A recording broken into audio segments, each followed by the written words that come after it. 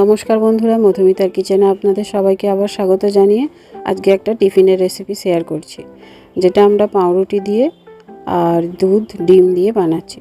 তো আমি প্রথমে এগুলো আমি স্লাইস পাউরুটি নিয়েছি, কেউ যদি চান তাহলে কোয়ার্টার পাউরুটিও নিতে পারেন।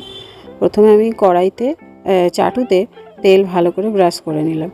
এবারে স্লাইসের পিসগুলোকে একটা সাইডে রেখে দিয়েছি। এদিকে আমি কুচি করে নিয়েছি পেঁয়াজ আর লঙ্কা, তার সাথে একটা ডিম আর খানিকটা গরম দুধ এর সাথে মিক্স করে নিয়েছি, আর আন্দাজ মতো নুন দিয়েছি। দিয়ে খানিকক্ষণ ভালো করে ফেটিয়ে নিলাম ডিমগুলোকে, আর ভালো করে পাউরুটিটা এর মধ্যে ডুবিয়ে দু পাশ থেকে দু পিস ধরে ভালো করে ডুবিয়ে নিয়ে একদম গরম চাটুতে দিয়ে দিলাম। খানিকক্ষণ এক পিঠ হয়ে গেছে, তারপরে আবার উল্টে দিলাম। এইভাবে করে দু পাশটাই ভালোভাবে লাল লাল করে সেঁকে নিতে হবে। চেপে চেপে খুন্তি দিয়ে সেঁকে নিয়ে যাতে একদম মরমরে হয়ে যায়।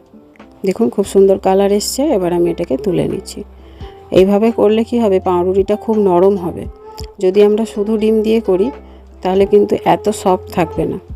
একটু দুধ মিশিয়ে করলে দেখবেন পাউরুটিটা নষ্টও হবে না, মরমরও করবে না, আর খুব সুন্দর নরম থাকবে, খেতেও খুব টেস্টি হবে। ওর ওপর থেকে আরেকটু আমি ডিম ছড়িয়ে দিলাম, দু পিঠ ভালো করে যাতে ডিমের গোলাতে চুবে যায়। এক পিঠটা উল্টে দিয়ে আবার এক পিঠ ঘুরিয়ে দিলাম। এইভাবে করে সবকটা পাউরুটি আমি সেঁকে নিয়েছি। সকালবেলা বা সন্ধ্যাবেলা